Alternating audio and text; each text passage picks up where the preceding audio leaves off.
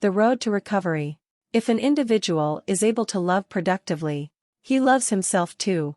If he can love only others, he cannot love at all. Erich Fromm. The Art of Loving.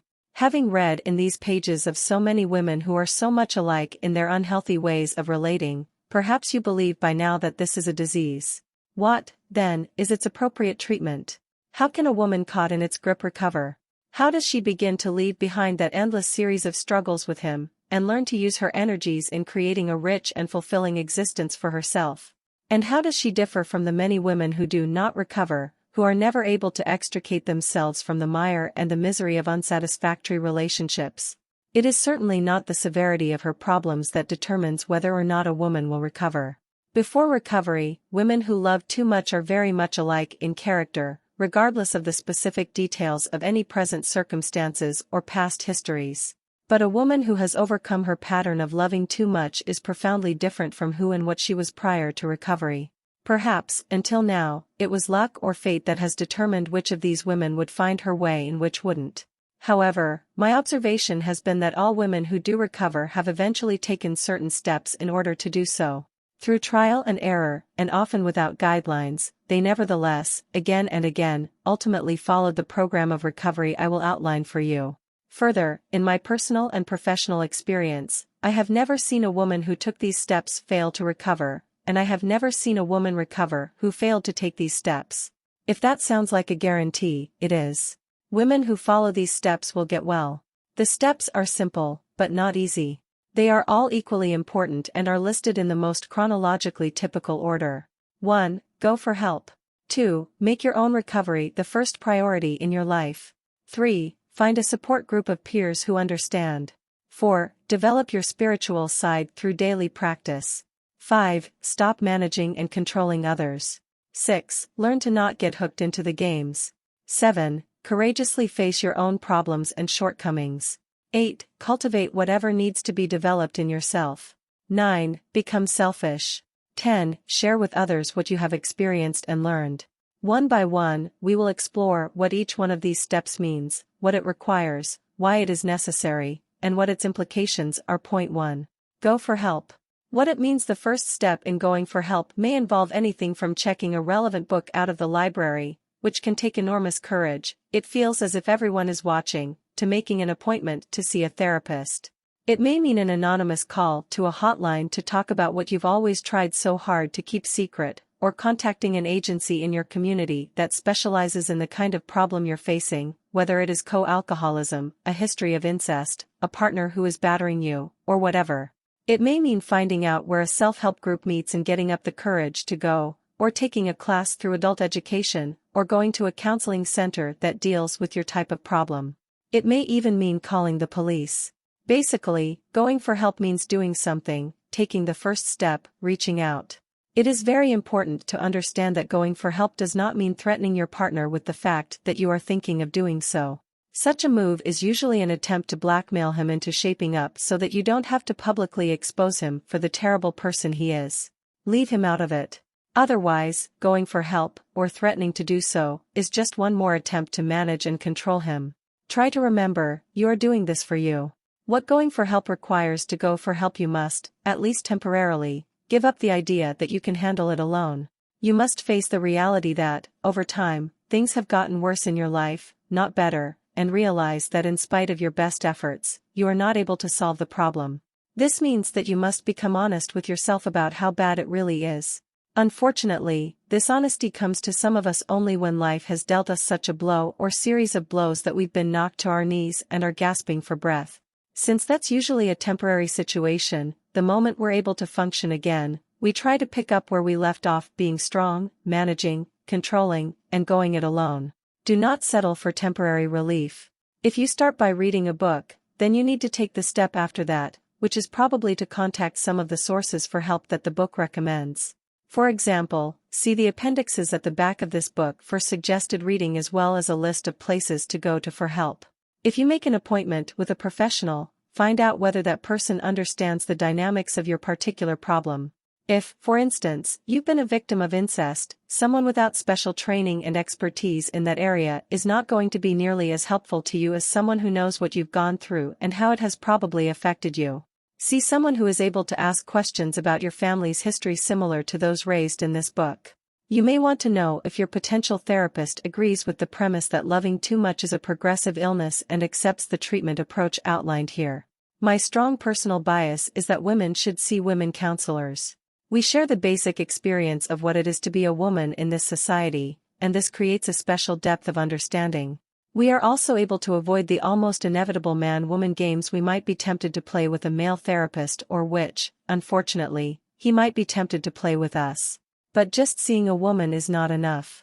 She must also be aware of the most effective methods of treatment, depending on which factors are present in your history, and be willing to refer you to an appropriate peer support group, indeed, even to make participation in such a group a mandatory element of treatment.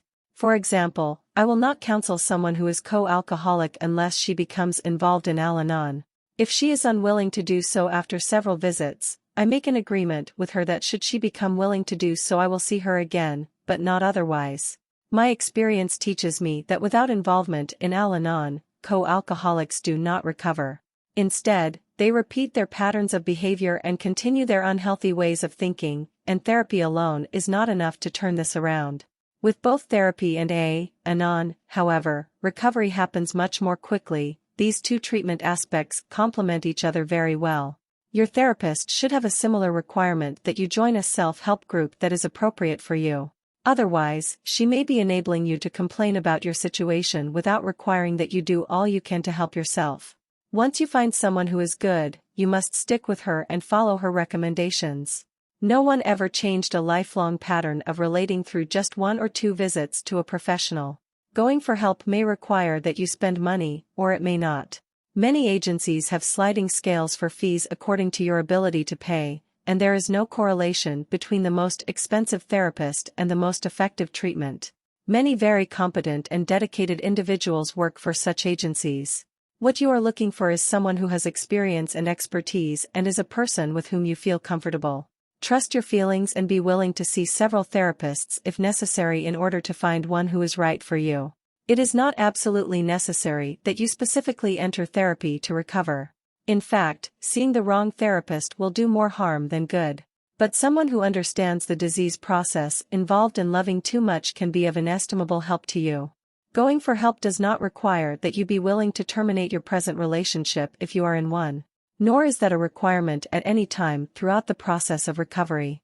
As you follow these steps, 1 through 10, the relationship will take care of itself. When women come to see me, they often want to leave their relationship before they are ready, which means they will either go back or else begin a new, equally unhealthy one. If they follow these 10 steps, their perspective on whether to stay or to leave changes. Being with him ceases to be the problem and leaving him ceases to be the solution. Instead, the relationship becomes one of the many considerations that must be addressed in the overall picture of how they live their lives. Why going for help is necessary? It is necessary because you've already tried so hard, and none of your best efforts have worked in the long run. Though they may have brought occasional temporary relief, the overall picture is one of progressive deterioration. The tricky part here is that you are probably not in touch with just how bad it has gotten because you undoubtedly have a great measure of denial operating in your life. That is the nature of the disease.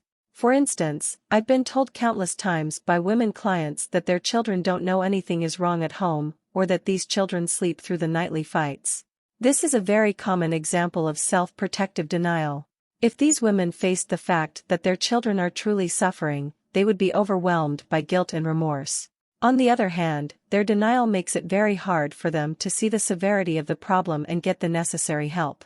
Take for granted that your situation is worse than you will allow yourself to acknowledge at present, and that your disease is progressing.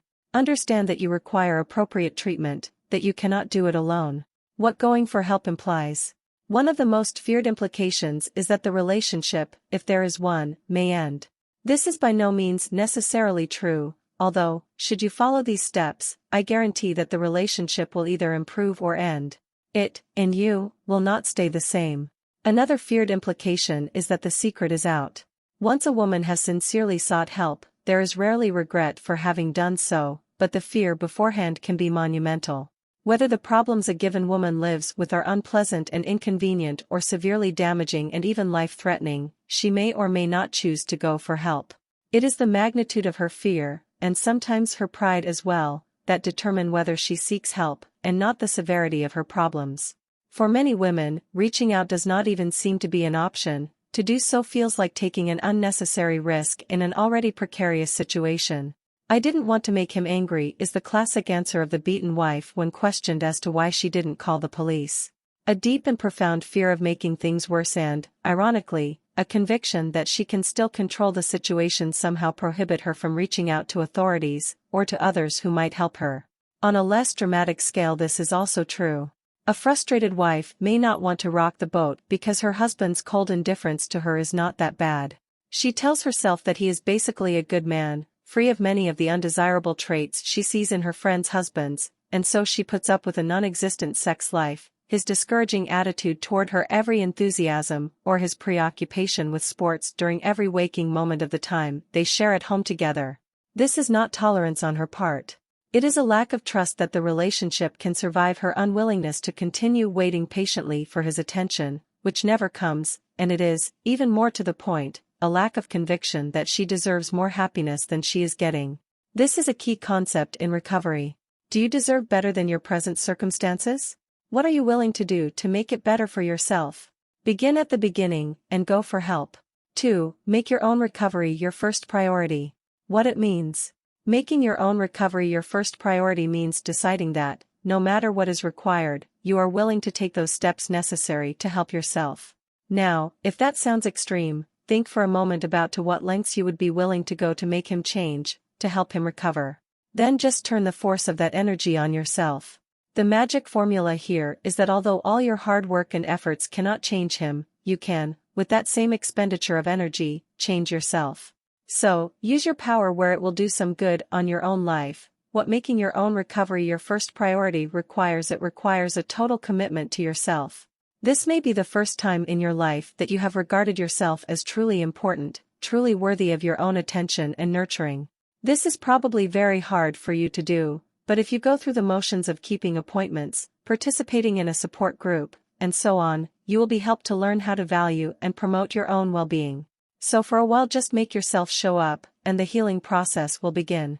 Soon you will feel so much better that you'll want to continue.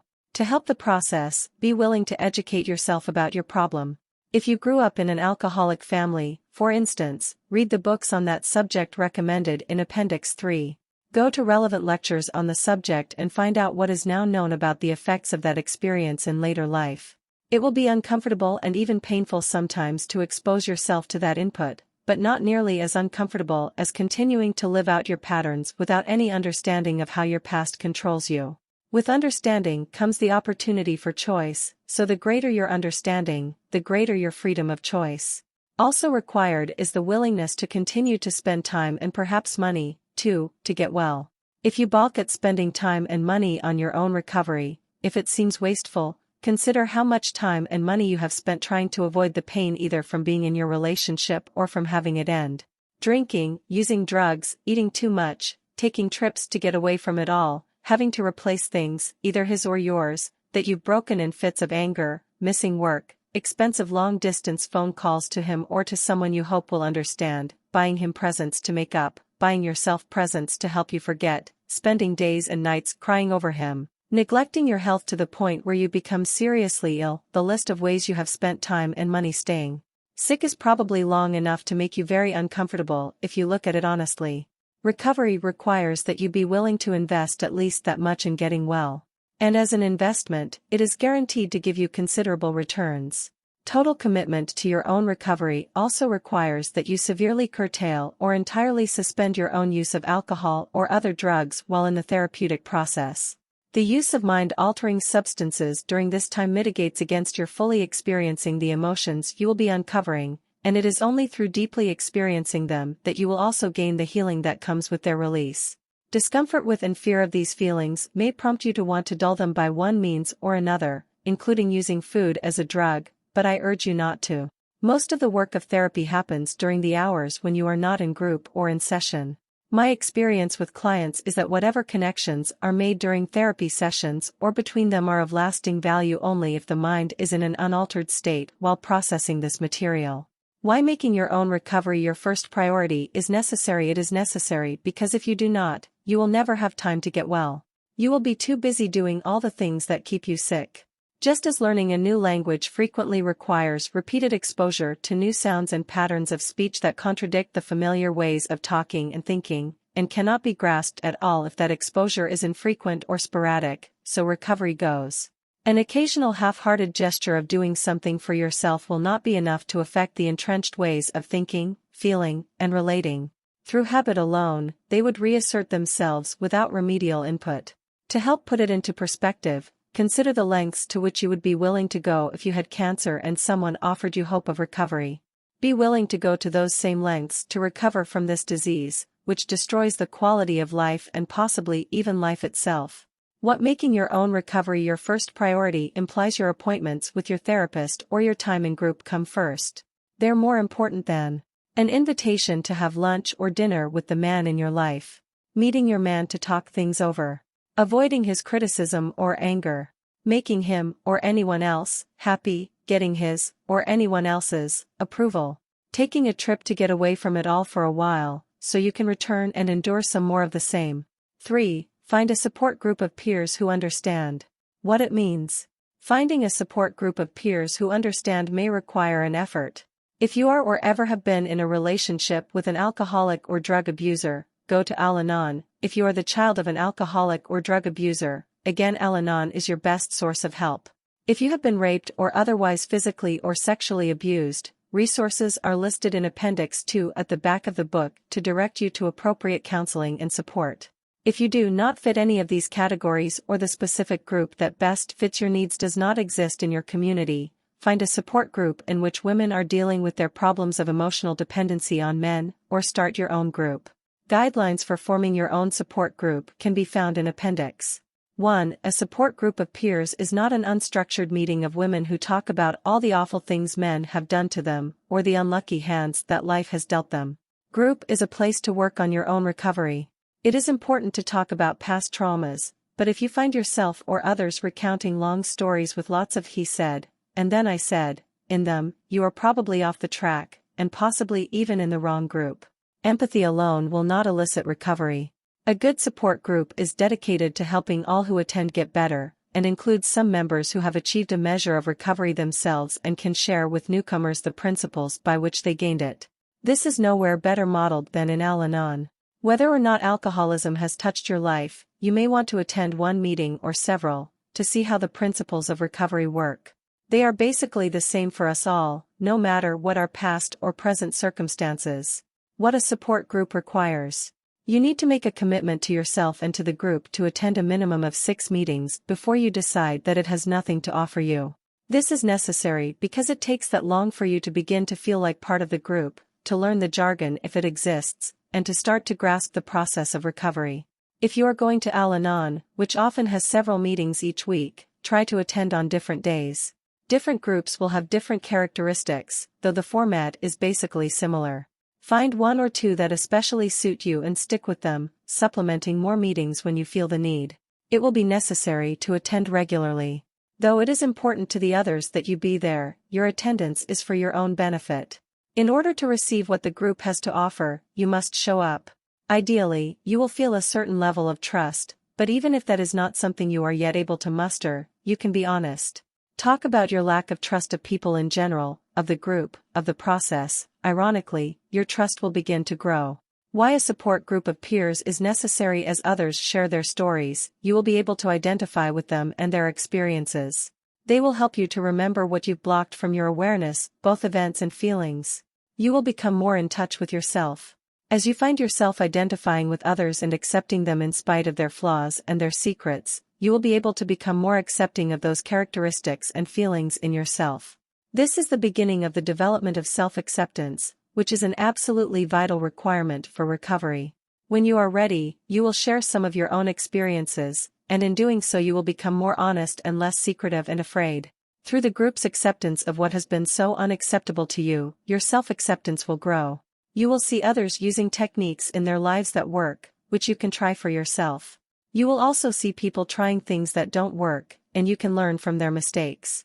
Along with all the empathy and shared experience a group provides, there is an element of humor that is also vital to recovery. The understanding smiles of recognition at yet another attempt at managing someone else, the happy cheering when someone has gotten past an important hurdle, the release of laughter over shared idiosyncrasies, all are truly healing. You will begin to feel as if you belong. This is critically important for anyone coming from a dysfunctional family, since that experience produces such strong feelings of isolation. To be with others who both understand your experience and share it produces a sense of safety and well-being, which you need. What finding and joining a support group of peers implies the secret is out. True, not everyone knows, but a few people do. You walk into Al-Anon and there is the tacit assumption that sometime, somewhere, you've been affected by alcoholism. You show up at your local women's shelter to participate in a support group held there and it indicates that to some degree you have suffered from domestic violence and so on. The fear that others will know keeps many people from getting the help that could salvage their lives and their relationships. Remember, in any valid support group, your attendance there and what is discussed there is information that never leaves the group. Your privacy is respected and protected. If it is not, you need to find a group where it is. On the other hand, going just once means that others know you have a problem. Hopefully, having read this far, you can see that letting a few others know, especially when they, too, share your problem, is a way out of your painful isolation. 4. Develop your spirituality through daily practice. What it means? Well, it means different things to different people. For some of you, the whole idea is immediately repellent, and you're probably wondering if you can skip this step. None of that God stuff for you. For you, such beliefs seem immature and naive, and you're too sophisticated to take any of it seriously. Others of you may already be praying determinately to a God who doesn't seem to be listening.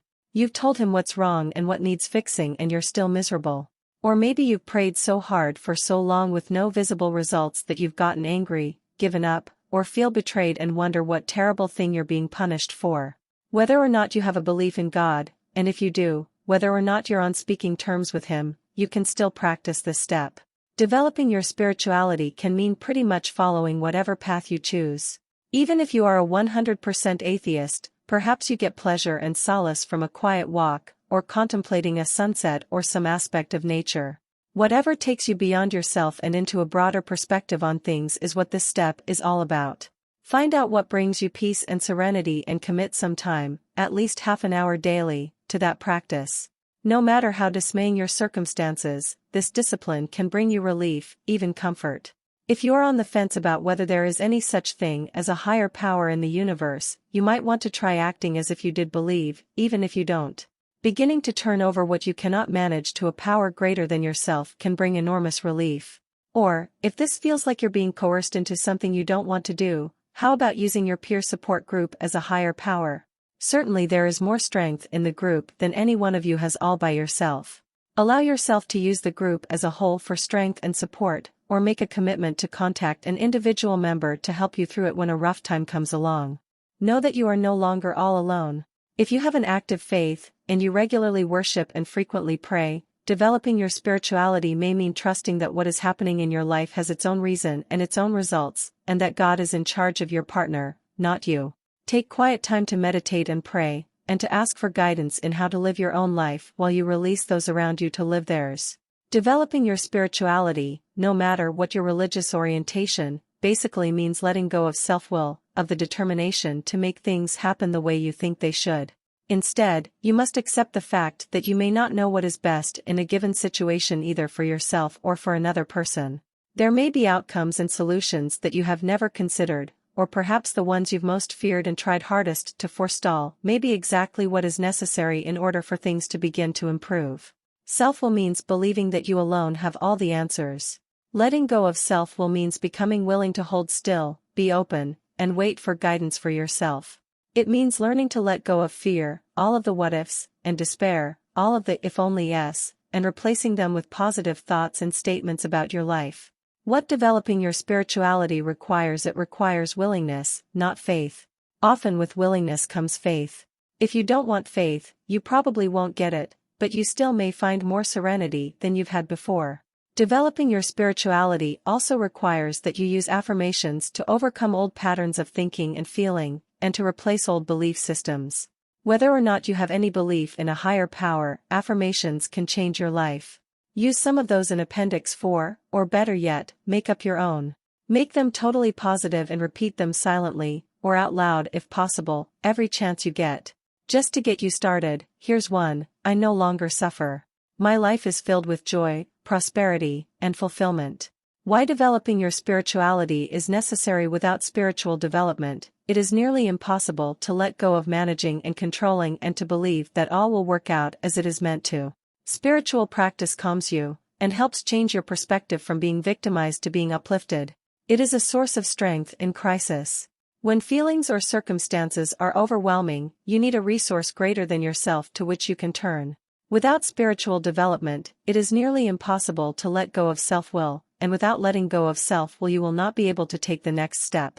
You will not be able to stop managing and controlling the man in your life because you will still believe it is your job to do so. You will not be able to surrender control of his life to a force higher than yourself. What developing your spirituality implies: you are freed from the overwhelming responsibility of fixing everything, controlling the man in your life, and preventing disaster. You have tools for finding relief that don't require that you manipulate anyone else into doing or being what you want. No one has to change in order for you to feel good. Because you have access to spiritual nourishment, your life and your happiness come to be more under your own control and less vulnerable to the actions of others. 5. Stop managing and controlling him. What it means. To stop managing and controlling him means not helping and not giving advice. Let's please assume that this other adult whom you are aiding and advising has as much capacity as you have to find himself a job, an apartment, a therapist, an AA meeting, or whatever else he needs. He may not have as much motivation as you to find these things for himself, or to work out his own problems. But when you take on trying to solve his problems for him, he is freed from his own responsibility for his life. You are then in charge of his welfare, and when your efforts on his behalf fail, you will be the one he blames. Let me give you an example of how this works. I frequently receive calls from wives and girlfriends who want to make an appointment for their partners. I always insist that those men make their own appointments with me. If the person who is supposed to be the client hasn't enough motivation to choose his own therapist and make his own appointment, how will he be motivated to stay in therapy and work on his own recovery? Earlier in my career as a therapist, I used to accept these appointments, only to get another call from the wife or girlfriend saying that he had changed his mind about seeing someone, or that he didn't want to see a woman therapist, or that he wanted to see someone with different credentials. These women would then ask if I could recommend someone else whom they could call to make another appointment for him. I learned never to take appointments made by someone for anyone else and instead to ask these wives and girlfriends to come in to see me for themselves. Not managing or controlling him also means stepping out of the role of encouraging and praising him. Chances are you have also used these methods to try to get him to do what you'd like, and this means they have become tools for manipulating him. Praising and encouraging are very close to pushing, and when you do that you are trying again to take control of his life. Think about why you are lauding something he's done. Is it to help raise his self-esteem? That's manipulation. Is it so he will continue whatever behavior you're praising? That's manipulation. Is it so that he'll know how proud you are of him? That can be a burden for him to carry. Let him develop his own pride from his own accomplishments. Otherwise, you come dangerously close to playing a mothering role with him. He doesn't need another mother, no matter how bad his mother was, and much more to the point, you don't need him to be your child. It means to stop watching. Pay less attention to what he is doing and more attention to your own life. Sometimes, as you begin to let go, your partner will up the ante, so to speak, to keep you hooked into watching and feeling responsible for the outcome. Things may suddenly go from bad to worse for him. Let them. His troubles are his own to work out, not yours. Let him take the full responsibility for his problems and the full credit for his solutions. Stay out of it. If you're busy with your own life and you're practicing your own spiritual development, you will more easily be able to take your eyes off him. It means detaching. Detaching requires that you get your ego disentangled from his feelings and especially from his actions and their results. It requires that you allow him to deal with the consequences of his behavior. You don't save him from any of his pain. You may continue to care about him, but you don't take care of him. You allow him to find his own way, just as you are working to find yours. What's stopping the managing and controlling of him requires learning to say and do nothing. This is one of the most difficult tasks you face in your recovery. When his life is unmanageable, when everything in you wants to take over, to advise and encourage him, to manipulate the situation in whatever way you can, you must learn to hold still, to respect this other person enough to allow the struggle to be his, not yours. It requires facing your own fears regarding what might happen to him and to your relationship if you let go of managing everything and then going to work on eliminating your fears rather than manipulating him. It requires that you use your spiritual practice to uphold you when you become frightened. Your spiritual development is especially important as you learn to let go of feeling that you must run everything. It can actually feel physically as though you are falling off a cliff when you begin to let go of controlling others in your life. The sensation of being out of control of yourself when you release others from your attempts to control can be alarming. Here your spiritual practice can help, because instead of letting go into a void, you can relinquish control of those you love to your higher power. It requires a hard look at what is, rather than what you hope will be. As you let go of managing and controlling, you must also let go of the idea that when he changes I'll be happy. He may never change. You must stop trying to make him. And you must learn to be happy anyway. Why it is necessary to stop managing and controlling him as long as you are focused on changing someone over whom you are powerless, and we are all powerless over changing anyone but ourselves. You cannot bring your energies to bear on helping yourself. Unfortunately, changing someone else appeals to us much more than working on ourselves, so until we give up the former notion we'll never be able to get to work on the latter. Most of the insanity and despair you experience comes directly from trying to manage and control what you cannot. This reading will continue in the next video.